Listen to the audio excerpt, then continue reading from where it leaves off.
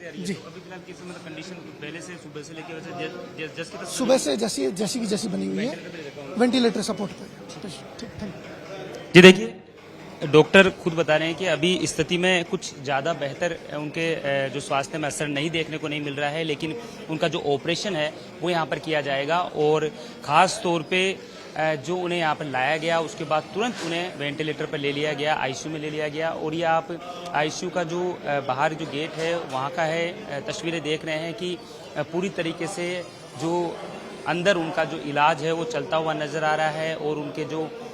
समर्थक हैं, कार्यकर्ता हैं, वो भी अब धीरे धीरे एसएमएस अस्पताल की तरफ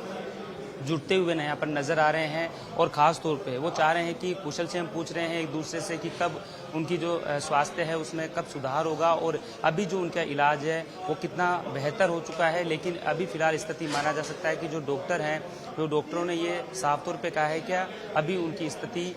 बिल्कुल जैसे सुबह का वक्त था उसके बाद में अभी जस की तस बनी हुई है, उसमें 1% भी उन पर सुधार यहाँ पर देखने को नहीं मिल रहा है। और जो माना जा सकता है कि ब्रेन हैमरेज जिस तरीके से उनके यहाँ पर हुआ और उसके बाद में उन्हें तुरंत वो बेहोश हो गए और उन्हें यहाँ पर एसएमएस अस्पताल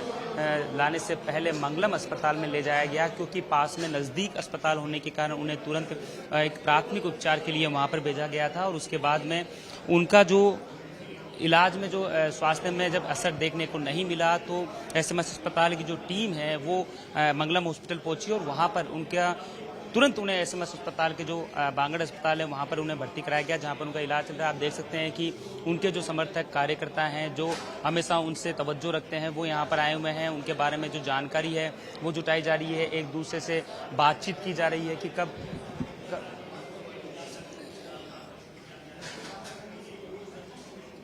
बिल्कुल। और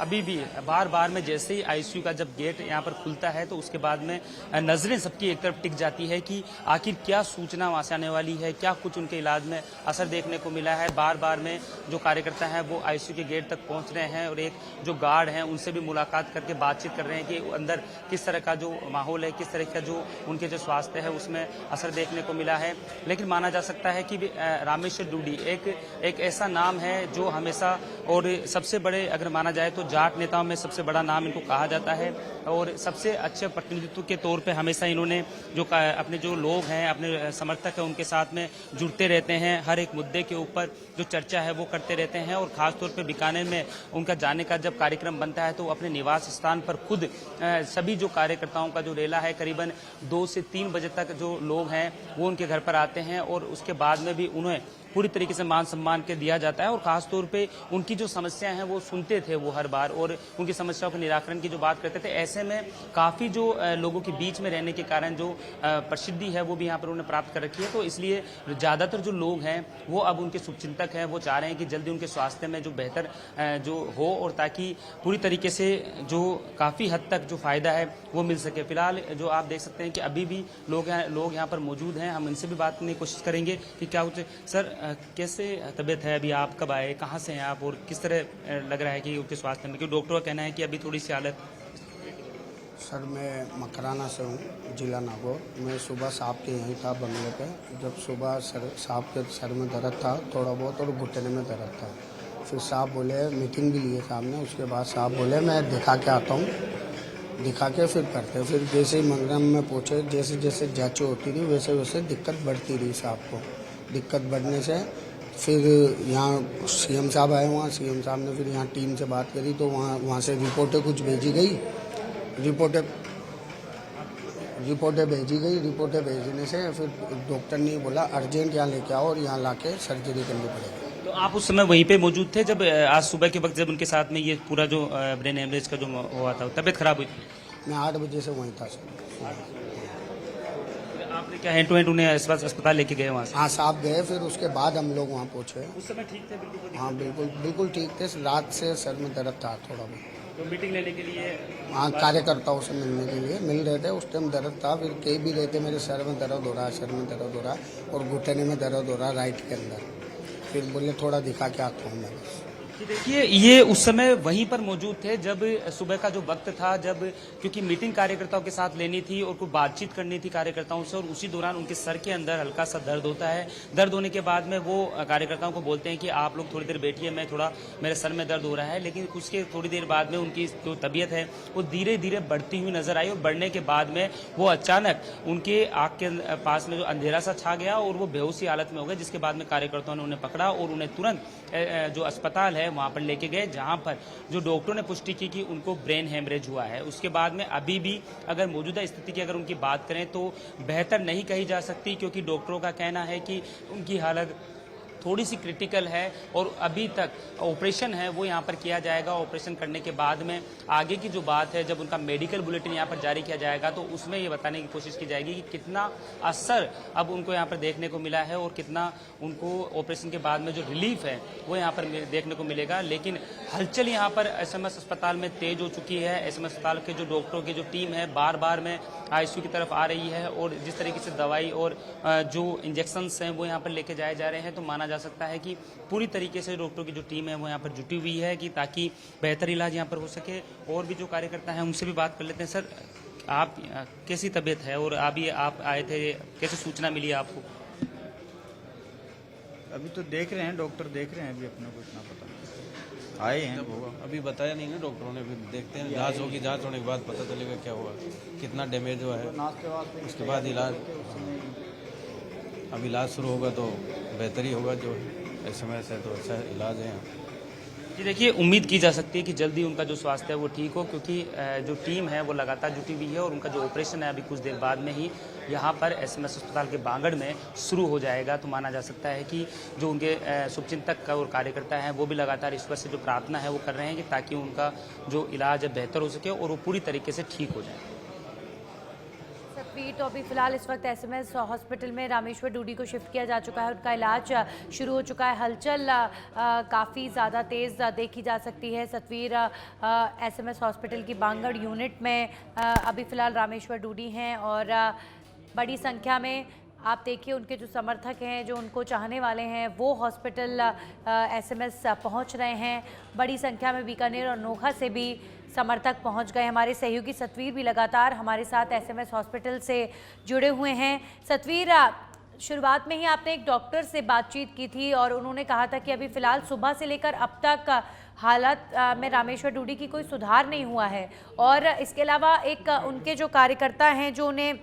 उनसे मिलने के लिए पहुंचे थे, उनसे भी आपने बातचीत की, तो उन्होंने बताया कि सुबह ठीक थे और उसके बाद खुद रामेश्वर डूडी क्या डॉक्टर के पास जांच के लिए पहुंचे थे और वहां हॉस्पिटल में ही उनकी तबीयत बिगड़ी थी?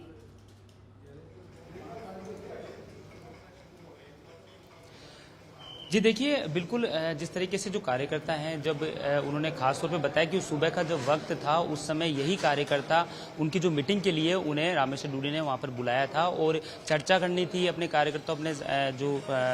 अपना जो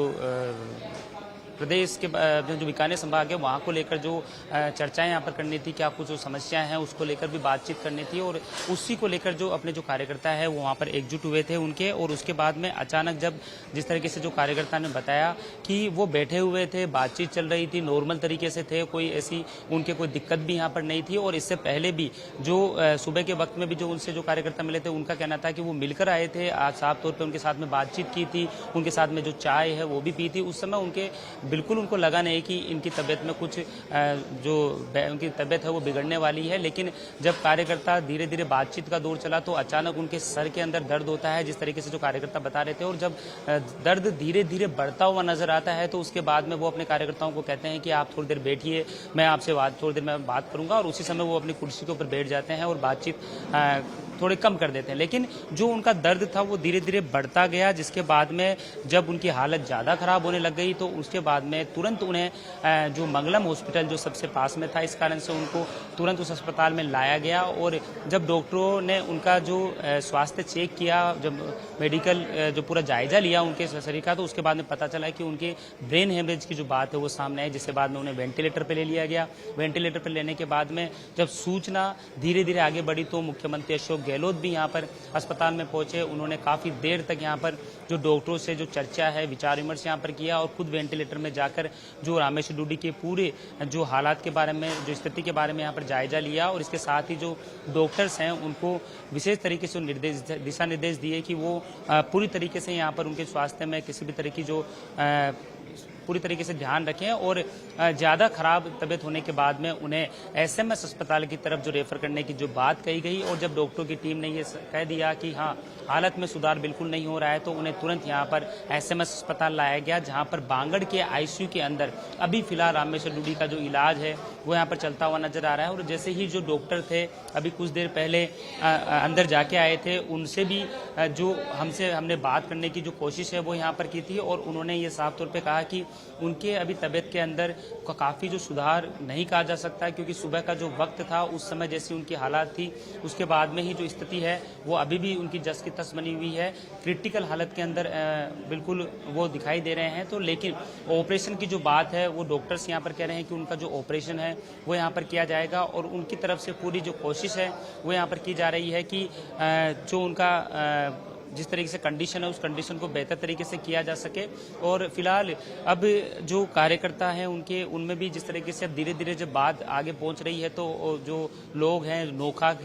नोखा से भी आ रहे हैं, इसके साथ ही बीकानेर के आसपास के जितने भी जो तहसील्स हैं वहाँ से भी जो लोगों के आने का जो सिलसिला है वो शुरू हो चुका है। फिलहाल जानकारी यहाँ पर जुटाई जा रही है एक दूसरे से कि बोले आखिर उनकी जो तबीयत है उसमें किस तरह से जो सुधार है वो यहाँ पर देखने को मिला है। और ख़ास तौर पे मैं कुछ और भी बात करने की यहाँ पर कोशिश करेंगे। सर, आप भी उस समय वहाँ पर मौजूद थे, जैसे कि आपने भी बताया था कि आप भी सुबह का वक्त था, मीटिंग को लेने वाले थे उस समय, तो उस समय क्या था, क्या कर रहे थे रामेश्वर डूडी जी और आपसे क्या बात हुई थी सुबह? सर, मेरी तो इस बारे में तो उनसे कोई बात नहीं, मैं मकराना से आया हूँ। हमारी मीटिंग फाइनल की हुई थी आज की, लेकिन जैसे मैं वहाँ पहुँचा तब तक उनको हॉस्पिटल ले जाया जा चुका था और वहाँ स्टाफ से मैंने पूछा, उन्होंने कहा कि सर दर्द बता रहे थे और सर दर्द की वजह से रात को तो घुटनों के दर्द की कह रहे थे। फिर जैसे हॉस्पिटल ले गए, मंगलम हॉस्पिटल ले गए वहाँ पर, तो वहाँ ले जाने के बाद में पता लगा कि ये हेमरेज है और वो भी 16 से 17 का है, तो ये बहुत बड़ा डैमेज था। तो जैसे ही वहाँ पर सीएम साहब और सभी वहाँ पधार गए थे और उसके बाद में उनको यहाँ पर अपने बांगड़ हॉस्पिटल न्यूरो सर्जन जो है उसमें तुरंत ऑपरेशन, इस कंडीशन में ऑपरेशन 10 के बाद ही ऑपरेशन की कंडीशन हो जाती है। ये बहुत बड़ा स्ट्रोक था, तो अब ऑपरेशन की कंडीशन है यहाँ पर लेकर आए हैं बांगड़ हॉस्पिटल में। देखिए, आप भी पहले भी उनसे लगातार मिलते होंगे, उनका नेचर किस तरह से था? क्योंकि वो जाने जाते थे कि उनकी जो समस्या लेने के लिए, समस्या के साथ में कोई पहुंचता था तो उनके दरवाजे हमेशा खुले थे। वो हर बात के लिए, हर व्यक्ति की जो समस्या को दूर करने का जो प्रयास है वो करते थे। बिल्कुल सही है सर। ये मानिए कि राजस्थान के अंदर बहुत बड़े किसान नेता के रूप में जाने जाते हैं श्री रामेश्वर डूडी जी, और उनकी जो बात करने की शैली है, लोगों से जो मिलनसारिता का जो उनका अपनत्व है, वो तो जो इनसे मिलता था वो वाकई उसका दिल खुश हो जाता था। और मेरी उनसे जब मुलाकात हुई थी, बहुत आदमी मुलाकात थी, उनके घर पे ही हुई थी और पौन घंटे तक उन्होंने हमसे जिस आत्मीयता से बात की आज के इस दौर के अंदर, मतलब मैं तो ये कहता हूँ कि ये मतलब बहुत ये मतलब कह सकते हैं कि मतलब ऐसे शख्स जो हैं इस एज के अंदर ऐसे शख्स बहुत कम मिलते हैं हमें, और बहुत ही नेचर वाइज, स्वभाव वाइज और लोगों के प्रति, जनता के प्रति उनका जो प्यार और सम्मान था वो वाकई देखने लायक था और मानने लायक है सभी। तभी तो उनके लाखों करोड़ों पंसक संघ है राजस्थान के अंदर। बीकानेर के अंदर बात करें तो बीकानेर के अंदर एक अलग सी पहचान है वो रखते हैं और मुलाकातों का जो दौर है वो भी अपने आम आदमी से जुड़ते रहते थे। जी बिल्कुल सर, बिल्कुल आम आदमियों से जुड़े हुए रहते हैं और मुलाकातों का दौर तो उनका सबसे रहता ही है और अपने क्षेत्र के अंदर तो बहुत ही कद्दावर नेता के रूप में माने जाते हैं। ये मतलब एक पूरे राजस्थान लेवल के नेता हम इनको कह सकते हैं श्री रामेश्वर डूडी जी। इनका प्यार और सम्मान सभी को हमेशा मिलता है यार, और जनता से हमेशा ये प्यार मोहब्बत से ही पेश आते हैं, तभी लाखों लोग उनसे मोहब्बत करते हैं। जी देखिए, जिस तरीके से इन्होंने बताया कि वो हमेशा समस्या सुनते थे और समस्या सुनने के बाद में हमेशा जो पूरी करने की जो समस्या थी, उनकी जो समाधान है उसका असर देखने को मिलता था। और खासतौर पे किसान नेता के नाम से वो काफ़ी फेमस थे। किसानों के जो मुद्दे थे, किसानों की जो समस्याएं थी उसको काफ़ी तरीके से, बारीकी तरीके से सुनते थे और उनका जो समाधान करने का जो प्रयास है वो यहाँ पर करते थे, क्योंकि हर एक किसान उनके बारे में जानता था कि जब भी अगर उनके कोई प्रॉब्लम होती थी तो वो सीधे उनके रामेश्वर डूडी के घर पर पहुँच जाते थे और बेझिझक होकर जो अपनी बात है वो यहाँ पर रखते थे। चाहे अगर पुलिस प्रशासन की ओर से भी कोई किसान को परेशान किया जाता था तो वो वहाँ पर भी अपनी समस्या रखते थे। तो पुलिस प्रशासन से भी बात करते थे कि आखिर किस तरीके से इस समस्या का समाधान किया जा सकता है। लेकिन जिस तरीके से घटना यहाँ पर जो हुई, उनकी जो तबीयत बिगड़ी, उसके बाद में उनके जो ब्रेन हेमरेज की जो बात है वो आई, उसके बाद में अब जो कार्यकर्ता है वो भी काफ़ी निराश है। वो चाह रहे हैं कि प्रार्थनाओं का जो दौर है वो भी शुरू हो चुका है। बिल्कुल, और यही उम्मीद सतवीर हर कोई लगाए बैठा है कि जल्द से जल्द शीघ्र स्वस्थ हो रामेश्वर डूडी, और दुआएं लगातार की जा रही हैं, प्रार्थनाएं लगातार की जा रही हैं। बड़ी संख्या में उनके जो समर्थक हैं एसएमएस हॉस्पिटल भी पहुंच चुके हैं और हलचल भी तेज़ है। आप बने रहिए सतवीर हमारे साथ। श्याम मारू हमारे सहयोगी जुड़ गए हैं। शाम, अभी फ़िलहाल देखिए एसएमएस हॉस्पिटल शिफ्ट किया जा चुका है रामेश्वर डूडी को। मैं बीकानेर की बात करूं, नोखा जो क्षेत्र है जहां पर बड़ी संख्या में समर्थक हैं रामेश्वर डूडी के, क्या कहते हुए नज़र आ रहे हैं? क्योंकि अभी फ़िलहाल ये उनके समर्थकों के लिए भी बहुत मुश्किल की घड़ी है, क्योंकि जब तक खबर ये नहीं आएगी रामेश्वर डूडी ठीक है, तब तक जाहिर तौर पर उनके समर्थकों में चिंता रहेगी। जी हाँ नंदिनी, ये बात सही है कि रामेश्वर डूडी जो नौका क्षेत्र से आते हैं, जब से ये सूचना आई, जब से ये खबर आई है, तो यहाँ के लोगों की जो चिंता काफी बढ़ गई है और उन्हें इस बात की चिंता सता रही है कि रामेश्वर डूडी जल्दी से जल्दी ठीक हो। और इसके लिए मंदिरों में पूजा की जा रही है, गायों को चारा डाला जा रहा है और कई धार्मिक अनुष्ठान भी किए जाते हैं। रामेश्वर डूडी के जो परिवार के जो लोग हैं वो जयपुर के लिए काफी देर पहले निकल चुके हैं और उनके बड़ी संख्या में जो उनके जो समर्थक है वो भी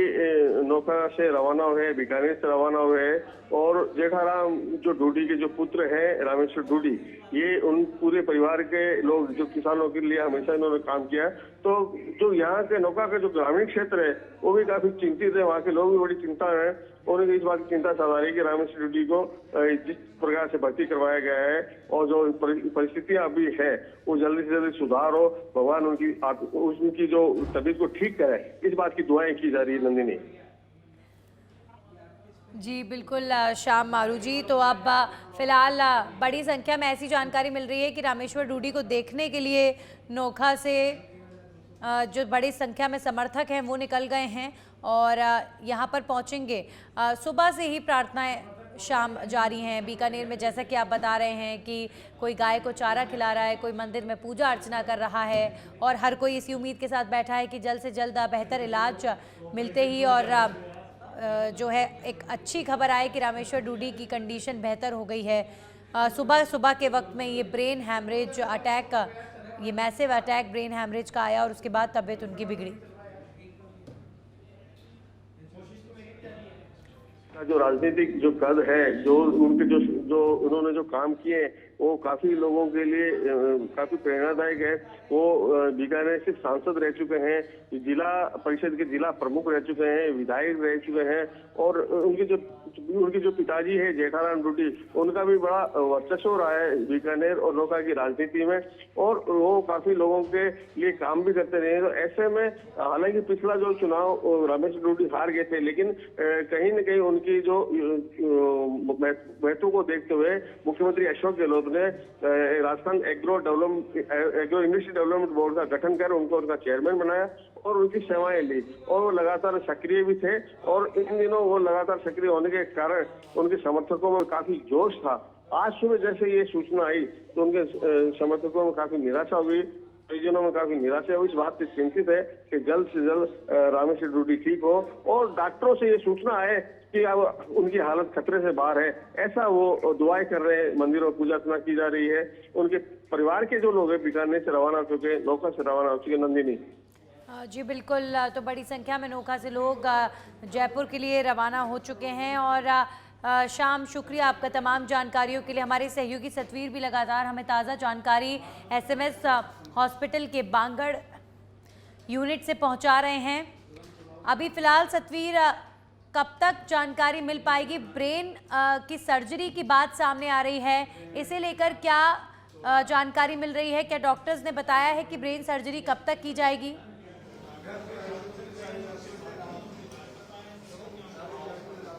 जी देखिए, बिल्कुल जो ब्रेन सर्जरी की जो बात है, अभी डॉक्टर ने साफ तौर पे कह दिया है कि अभी उनकी जो ब्रेन सर्जरी है वो यहाँ पर की जाएगी और ख़ास तौर पर जो उनकी हालत है उसमें कोई सुधार यहाँ पर देखने को नहीं मिला है और किसी भी तरीके से अभी जो इनकी स्थिति है वो जस की तस बनी हुई है। तो ऐसे में थोड़ी सी परेशानी जरूर यहाँ पर देखने को मिल रही है और जो चिकित्सक हैं वो फिलहाल मॉनिटरिंग यहाँ पर कर रहे हैं बार के अंदर, और जब उनका ऑपरेशन यहाँ पर किया जाएगा उसके बाद में कुछ बाद जब मेडिकल बुलेटिन का जारी किया जाएगा तो ये देखने वाली बात होगी कितनी उनकी जो स्थिति के अंदर सुधार है वो देखने को मिला है। फिलहाल अगर तस्वीरें देख लूँ तो आप देखिए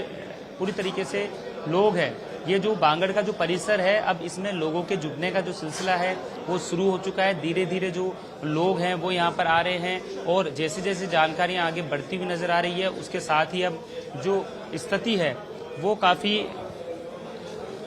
वो हो गई, क्योंकि अब धीरे धीरे, क्योंकि अभी आज सुबह का जब वक्त था, सुबह जिस तरह से उनकी हालात यहाँ पर बिगड़ी थी, तबीयत बिगड़ी थी और उसके बाद में और अभी फिलहाल जो आईसीयू के अंदर उन्हें यहाँ पर लाया गया और इलाज यहाँ पर उनको करवाया जा रहा है। और फिलहाल उनकी जो तबीयत है वो काफ़ी जो गंभीर है वो बनी हुई है, क्योंकि डॉक्टरों के अनुसार ब्रेन हेमरेज के बाद जो ब्रेन की मिड लाइन से 17 mm शिफ्टिंग हो गई है। ऐसे हालात में जो ब्रेन एक बार काम करना बंद कर देता है, चिकित्सकों की टीम ने तत्काल जो ऑपरेशन है वो शुरू कर दिया है। और बिल्कुल